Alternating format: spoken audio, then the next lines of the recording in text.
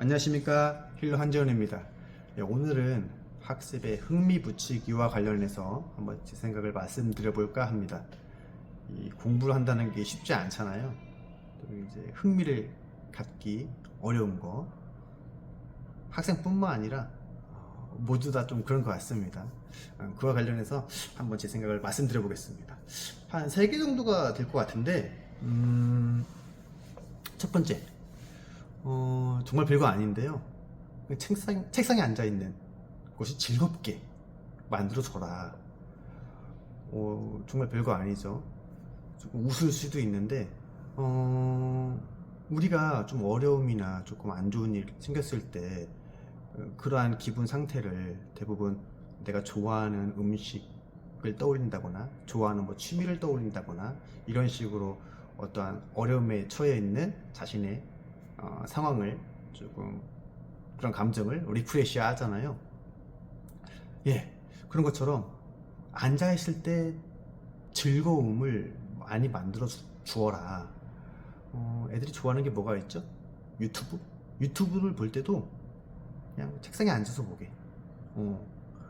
좋아하는 취미, 뭐 레고 맞추기든 뭐든 게임이든 뭐든 책상에 앉아서 좋아하는 것들을 많이 하게 해줘라. 그럼 자연스럽게 몸은 기억할 거예요. 책상에 앉아있는 것들이, 앉아있는 이 행위가 대부분은 좋았던 경험이야. 뭐 게임을 하든 뭘 하든 어찌됐건 내 몸은 책상에 앉아있을 때 너무나 좋은 기억들이 너무 많아. 그럼 자연스럽게 내가 실제로 공부, 책상 위에서 하는 이 학습, 이 문제집 푸는 게 별로 탐탁치 않을지라도 내 몸은 이미 학습이 되어 있는 거죠.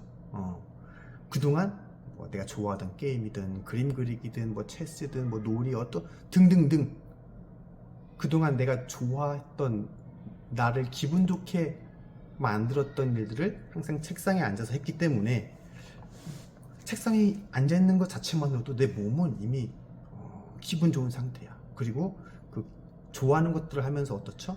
굉장히 집중력도 발휘되어 있는 상태고 거기에 푹 빠져 있는 상황이 벌어지잖아요. 자연스럽게 책상에 앉아 있는 순간 나의 기호와 상관없이 이미 나는 기분이 좋아지고 집중력이 향상되는 어떤 무의식적인 어떤 그러한 습관이 발동되게 되는 거죠. 예.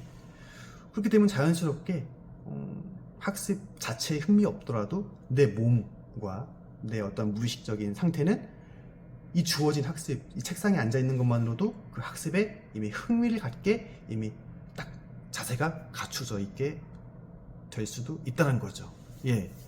뭐 이게 어떤 뭐 뇌과학 이론일지 뭐 뭔지는 모르겠지만 자연스럽게 우리가 앞서 말씀드렸다시피 우리가 어떤 어려움에 봉착했을 때 그 어려움에 처해 있는 어떤 다운된 어떤 나의 상황, 감정을 끌어올릴 때 즐거웠던 일들을 떠올리듯이 이 책상에 앉아 있는 상태가 항상 즐거운 일로 내 몸과 무의식이 습관적으로 인식하고 있으면은 좀 어려운, 좀 관심 없는 이런 학습을 해야 되는 상황일지라도 책상에서만 앉아있기만 하면은 자연스럽게 내 몸과 마음이 거기에 이제 흥미를 갖고 이제 집중해서 모든 것을 이제 거기에 몰입할 수 있는 상태가 된다는 거죠.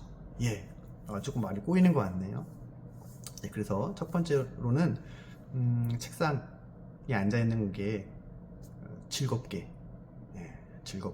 될 수 있도록 즐거운 일들을 책상에서 많이 하게 해주셔라. 예, 자녀분들에게. 예, 우선 첫 번째로 이걸 말씀드리고 싶고요. 두 번째는 지식의 본질을 이해하는 것. 뭐 지식의 본질이라고 좀 거창하게 표현하는 게 맞을지 모르겠네요. 뭐 과학으로 가게 되면은 본질에 가면 뭐 결국엔 원자와 전자, 뭐 자기장과 전기장, 뭐 이렇게까지 갈 수도 있는데 저는 약간 인문학적으로 좀 해석해 보겠습니다. 우리 그 자동차 회사, 자동차 부품 회사, 타이어 회사 던롭이라고 이제 남성분들은 좀 많이 아시죠? 뭐 피렐리, 뭐 뮤쉐린, 뭐 우리 금호 타이어, 한국 타이어도 있고, 뭐 브리지스톤도 있고, 다양한 타이어 회사들이 전 세계적으로 유명한 타이어 회사들이 많은데 덜롭이라고 하는 타이어 회사도 있죠.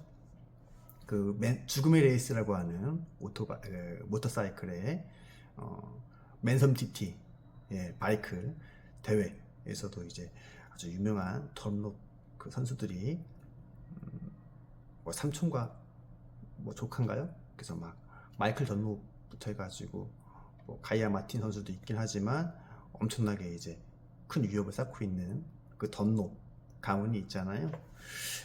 그 가문이 원래 그 초창기 자전거에서 이제 나무바퀴였다가 그 나무바퀴가 이제 그 돌뿌리나 이제 지금처럼 뭐 평탄한 지역의 어떤 도로 상황이 아니니까 당연히 돌뿌리가 있는 일종의 거의 다 대부분 오프로드 같은 그러한 도로 상황이잖아요.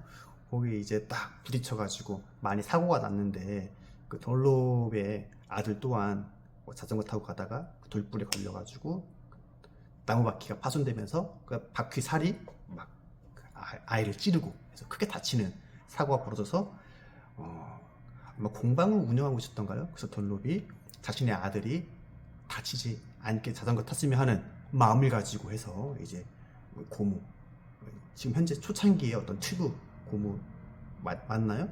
그래서 바퀴 타이어 형태로 해가지고 가죽의 뭐 동물 가죽을 마지막에 겉에 덧대가지고 초창기 형태의 그 나무 바퀴, 딱딱한 나무 바퀴에서 어떠한 충격을 흡수할 수 있는 어떤 고무 재질의 타이어 형태로 이제 보완을 한, 그렇게 해가지고 이제 타이어 회사로서 이제 명맥을 이어 나가서 전 세계에서 이제 어떤 모터사이클 또는 이제 어떤 모터스포츠를 좋아하는, 또 어찌됐건 자동차라고 하는 이동수단을 많이들 좋아하잖아요. 많은 사람들이 다 알고 사용하고 애용하는 타이어 회사까지도 굴지의 기업으로 성장시키지 않았습니까? 참 재밌는 것 같아요. 지식의 본질이라고 하는 거. 한 사람의 이야기, 정말 그 지식의 이야기, 이야기죠. 또 얼마 전이었던 것 같은데요. 그 췌장암 그 진단기를 발명한 그 영국의 중학생 소년이었나요? 그 사랑하는 옆집 아저씨의 어떤 죽음, 췌장암으로 잃은 그 기억 때문에 소중한 이들이 췌장암으로 이제 잃지 않았으면 하는 마음으로 이제 초기 진단할 수 있는 진단기를 아주 노력 끝에 또 발명했잖아요. 엄청난 위협을 쌓았죠. 아마 이 이야기는 많이 뉴스에서도 대서특필돼서 많이 아실 겁니다. 이 지식이라는 게 사실 알고 보면은 그 지식을 쌓은 사람들의 또 우여곡절이 담겨 있어요. 이야기가 담겨 있어요. 그리고 대부분은, 전부는 아니지만 대부분은 그 소중한 사람들과 사이에서 어떤 결핍, 고통 또는 아낌, 마음씀, 이런 것들을 동기로 해서 쌓인 것들, 그 쌓이면서 이제 위협으로까지도 쌓이고, 그것이 나중에 후대의 입장에서는 지식이라고 명명을 해서 배우고 있는 거죠. 지식은 그 지식을 쌓은 사람의 한 이야기를 보는 것 같아요. 드라마, 영화 같죠. 우리가 막 어벤져스도 그렇고 재미난 드라마나 영화 보면은 얼마나 흥미롭습니까? 많은 해리포터 같은 어떤 그런 소설도 읽으면은, 이야기 읽으면 정말 재밌잖아요.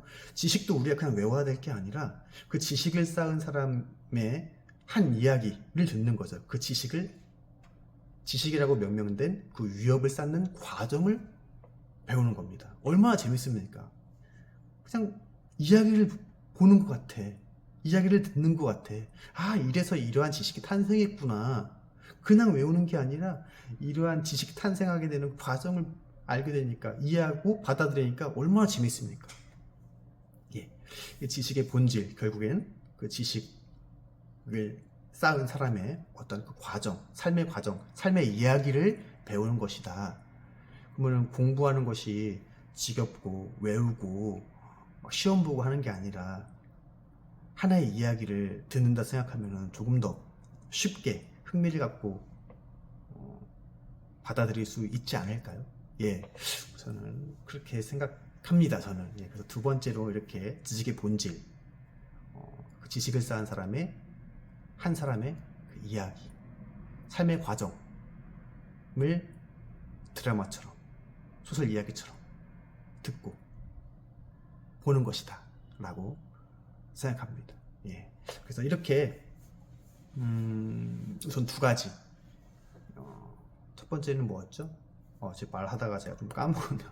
첫 번째는 책상에 앉아 있는 것이 즐겁게, 내 몸이 즐겁게 느끼도록 좋아하는 것들을 꾸준히 습관적으로 책상 위에서 하게 하셔라. 맛있는 밥도 책상 위에서. 너무한가요? 그건 좀 아닌 것 같아요. 어차피 식탁 자체가 앉아 있는 거니까요. 식탁에서도 앉아서 맛있는 음식, 좋아하는 음식을 많이 먹고, 유튜브도